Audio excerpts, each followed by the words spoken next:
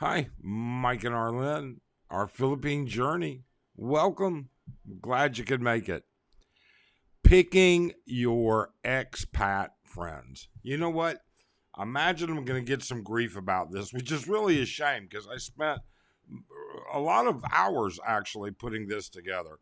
Um, but with that being said, some people live in vicinity of and interact with expats all the time. And some people want to have nothing to do with expats.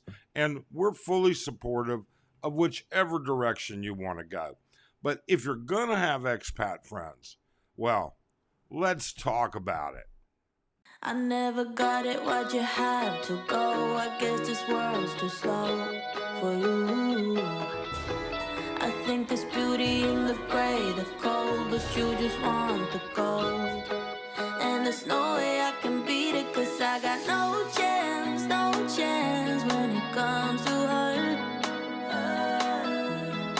She got the glitter and the fame, and I just wasn't enough.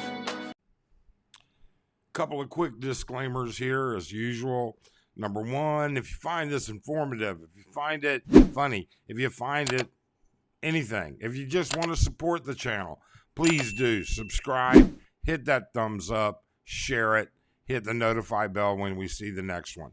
Number two, you know something? This was originally going to be very factual and very pointed. And then I decided, there needs to be some humor, but I don't have the resources some other people have. I don't have a great big whiteboard. I don't have somebody to stand tall and do down. You know, Arlen would have to get on a ladder, and that ain't going to happen. But with that being said, we thought we'd have some fun with it. We don't mean to insult anybody, but let's have some fun and let's go through it and let's talk about it. Okay, I don't have a fancy whiteboard, but I do have PowerPoint, and I have a rudimentary working knowledge of PowerPoint, so I thought I'd use this. How to pick your expat friends. Well, you know what? We just categorize them really into three categories, and you're going to see it. So let's just kind of get started because we have to talk about these guys, to be honest with you. All right? So, do they wear the same shirt 2 days in a row or only own three shirts? Personal hygiene is what we're getting at. You know something? If you can't take care of yourself every day, if you can't, I mean, the Philippines is hot and humid, all right? You can't not get dirty, even in your own abode, all right? Your own apartment, your own home, all right? You will get dirty. You can't wear the same clothes. I mean, did you change your boxers for God's sakes? Do you wash your hands after going to the CR? These are the type of people that don't bother to change their clothes. I think hard about that. I really and truly would. I don't know. Maybe you feel differently. Number two, do they start drinking before noon? All right. You know something? I am not a big drinker. We socially have a drink now and then. Once in a while, when we're out at the bars, I may have too much to drink or more than usual. All right. But you'll never find us staggering around. But certainly, drinking early in the day is just not a great option every day. This tells you something about these people. All right. It just says, I'm going to be drunk by 7, 8 o'clock tonight. I think that's a no go. All right. Their entire life revolves around whoremongering, pay for play, bars. They have no other hobbies. All right. Now, don't get me wrong. There are people who come here specifically to do that. That is their goal, and fine. That's absolutely fine. But what do you have in common with somebody that is their goal? Their goal is not to do anything else. They don't travel around the Philippines. They don't see the other places in the Philippines. They don't use, often we sit there and we don't even really dive deep into the fact that the Philippines is really one of the greatest stepping stones to the rest of Southeast Asia. You're a hop, skip, and a jump to start your journey to Thailand, Cambodia, Laos, Vietnam, China, Hong Kong. You're right here, and they're all equidistant almost. Now, and you know something, whoremongering is only you can get pretty unlucky whoremongering. It can happen. We've seen it more than once, but it certainly is what it is. And if that's what you're coming from, more power to you. All right, great. But I don't think most of our viewers have their sights set on whoremongering and pay for play for the remaining part of their life.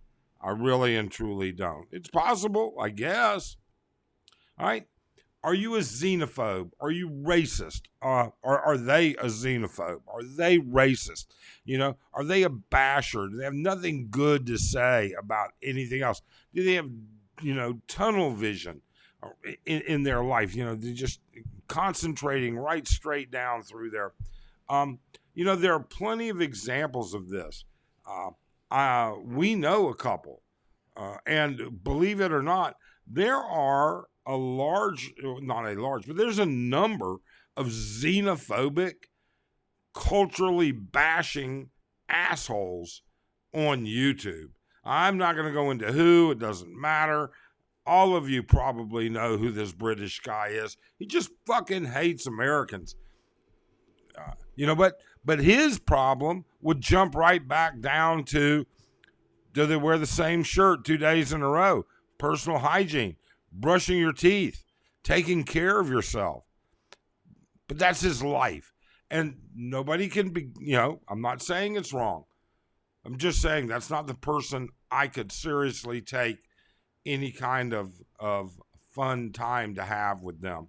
That's, basically what it is. So these are the people you want to try and avoid in all likelihood. Now, of course, there are exceptions to every rule. But in all likelihood, you want to avoid these people. Now, are you a cheap Charlie? Are you a bar troll, sucker? You have to remember that you are, or your friends are, a reflection of who you are. When you go out and you're a belligerent asshole to the waitress, or when you go out and you leave a 20 peso tip at the bars, okay? You're a cheap Charlie. You're an asshole. If you're going to belittle Filipino people, go away.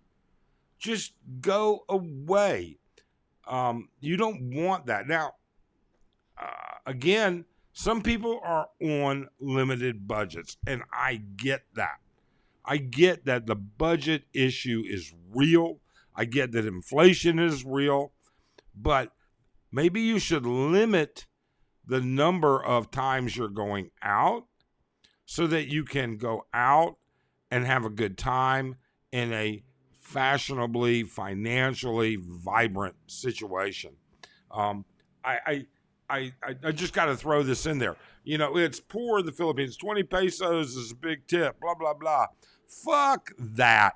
All right, 20 pesos doesn't cover the baby powder it takes to keep a Filipino's balls dry. It's that simple. All right, we were in San Fernando. I mean, we could give you this example all around Angeles, but in our quest the other day, we had to go to San Fernando. We had to go to the SM, and I'm going to tell you something. On a Tuesday at SM in San Fernando, that place was packed. I mean, packed. All right? Quit saying the fucking Filipinos are all dirt poor. They're not all dirt poor. And if you're in a major city, Guess what? A vast majority of them are middle class, Filipino middle class. It does mean they have more than two 10 peso coins to rub together. Quit being a cheap Charlie, all right? It's ridiculous. They have a YouTube channel, including us, yes. And you know something? By the nature of its existence, by the nature of what they are, it doesn't matter how good, kind, informative. All YouTubers are narcissists. They all want attention because that gets them views. Whether it's a personal goal, whether it's a financial goal, it doesn't matter. They have some much worse than others, some much less than others. Some try and control and contain it. All right? But it's true. They are narcissists. All right? We all are. And I'm happy to admit it. You can let the comments fly on that. Cheaters. Normally, I would say, and put these in the avoids. And keep in mind, folks, I could have made this list about 100 lines. These are just the basics. You may have others that would throw in here. And you can certainly comment below about what you think. And if you think these are miscategorized, you can comment on that. But when it comes to cheaters, I want to caution you. And I know, and this doesn't apply to Arlen and I, but we've actually met quite a number of expats. I've got hundreds of expats that I've gathered this data from over time and experiences with. You don't know what their life is. What we call cheating, they may call an open marriage or an open relationship. I'm astounded by the amount of that stuff that exists here in the Philippines. Whether it's a preferable thing or something like that, I got no instance. But I'm surprised, that's for sure. Now, going on. Let's see here. All right, so these are the cautionary people. In other words, you don't exclude them, but you're cautious with these people. Okay? Now, people that have common interests with you, common ideology, people that you can relate to, that enjoy similar activities and ideas. These are the type of people you want to be around. These are the type of people that you're going to enjoy being around. They may challenge you intellectually. They may challenge you physically. You know, you may get a workout buddy. Certainly, you see, I didn't find one. But that is one of the things. People that you can have a conversation with. All right? I know people are going to give me shit about this, but you know something? The vast majority of expats that we have met either have come over here in a long-distance relationship or come over here single looking for a relationship. And some of them have come over married already. But a lot of them are always changing. If you're going to have friends, hey, it never hurts to have a friend or two that has a hot, sociable, smart partner or spouse or girlfriend. Introductions are key. And if this guy has a hot, smart, social life, odds are she may have friends that she could introduce you to that are in the same situation, perhaps. Does your friend have an enviable partner is probably a better way to say it. Because if so, she may very well have friends. Now, I will caution you here. This is very important. Don't be the duff, all right? Do not be the D-U-F-F, or don't be subjected to the duff, all right? Every Filipino, just like every woman, you know, you ever see these groups of women in the U.S. and they're out at the club, okay? They've always got one ugly fat chick friend. She's there for a reason. Okay? Every Filipino has ugly fat chick friends too. All right? They are the designated ugly fat friend. They're there. Making sure that you're not going to end up with the duff. That's important. All right? People that are happy with their life, they can afford their lifestyle. So in other words, I don't care if they're on a budget of $1,000 a month, $1,500 a month, or $10,000 a month. Are they happy with their lifestyle? That's what's really important. Do they have a positive attitude? These are positive people. They put in a lot of common sense into the equation. They really and truly do. All right? These are in the green zone. They're worth giving a try. So let's hear what you've got to say. Comment below. Please subscribe, thumbs up, share, and more than anything, we hope you have a great day.